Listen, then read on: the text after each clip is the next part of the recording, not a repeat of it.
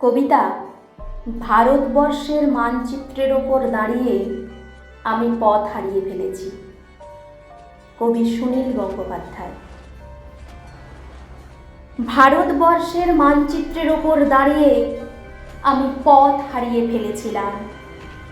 নিঃশব্দ রাত্রির দেশ, তার উপরে একজন নিঃসঙ্গ মানুষ, অদূরে খাজুরাহো মন্দিরের চূড়া, মিথুন মূর্তিগুলো দেয়াল ছেড়ে লাফ দিয়ে উঠেছে আকাশে, নীল মখমলে শুয়ে নক্ষত্রদের মধ্যে চলছে শারীরিক প্রেম।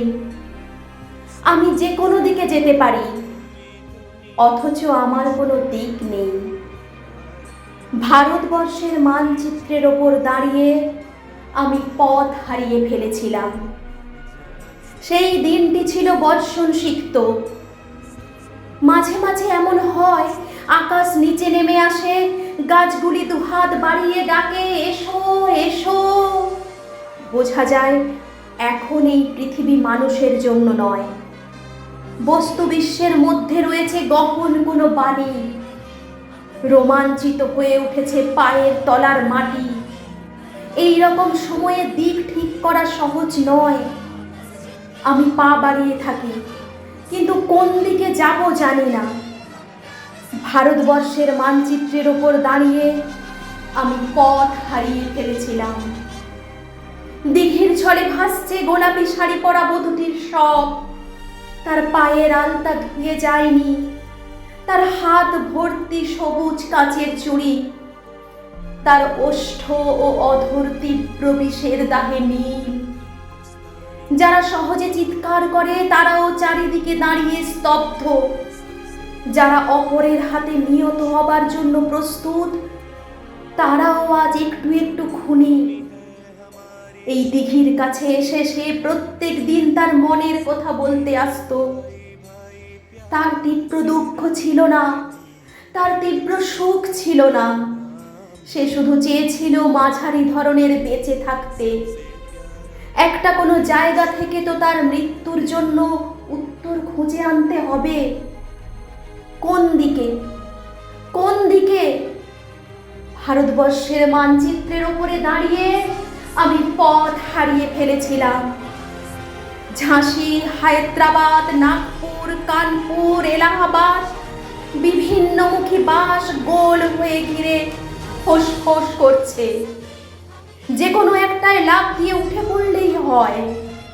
কিন্তু কেন আমি নাগপুর না গিয়ে এলাহাবাদ যাব না, অথবা হায়দ্রাবাদ না গিয়ে ঝাঁসি না যাবার কোন যুক্তি আছে? ঠিক এক জায়গাতেই যাওয়ার গাড়ি ভাড়া। আমাকে একবারের বেশি দুবার সুযোগ দেওয়া হবে না। আমাকে পাঠানো হয়েছে মাত্র একটি জীবন কাটাবার জন্য। একটি জেলখানা থেকে বেরিয়ে শুধু একদিকে যাবার মুক্তি। চোখ বুজে ঝুলির মধ্যে হাত ঢুকিয়ে শুধু একটি কাগজের টুকরো। আমি চোখ বুঝলাম। এই রকম সময়ে মানুষ চোখ বুজে চুপ করে দাঁড়িয়ে থাকে এবং বৃক্ষের মতো স্থাণু হয়। ভারতবর্ষের মানচিত্রের ওপর দাঁড়িয়ে আমি পথ হারিয়ে ফেলেছিলাম। চতুর্দিকে সবকিছুই অচেনা।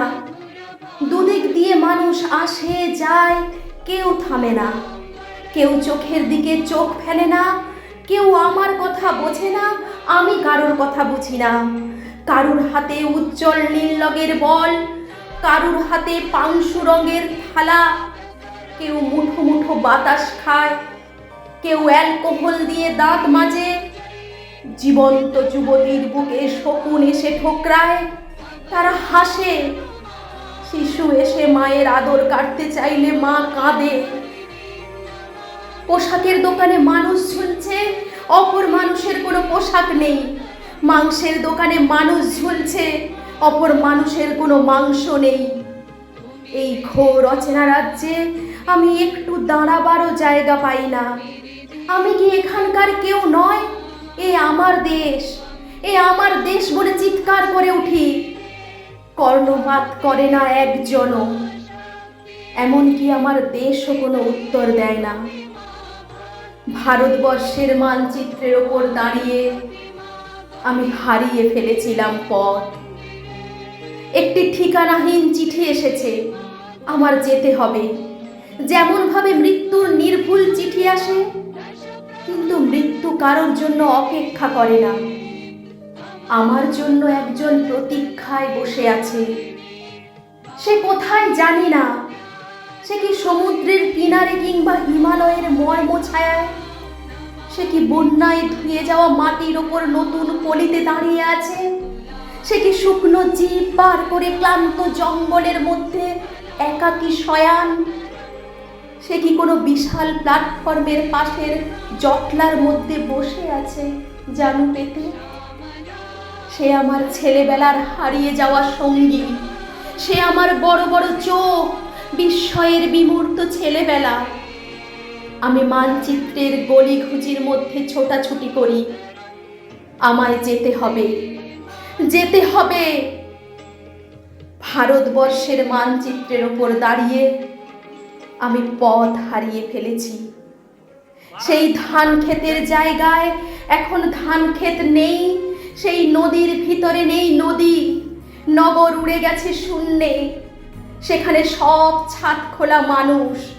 সেই একই মানুষের মধ্যে অন্য মানুষ, রক্ত ছড়ানো গোধূলি আকাশের নিচে এক অলীক দেশ।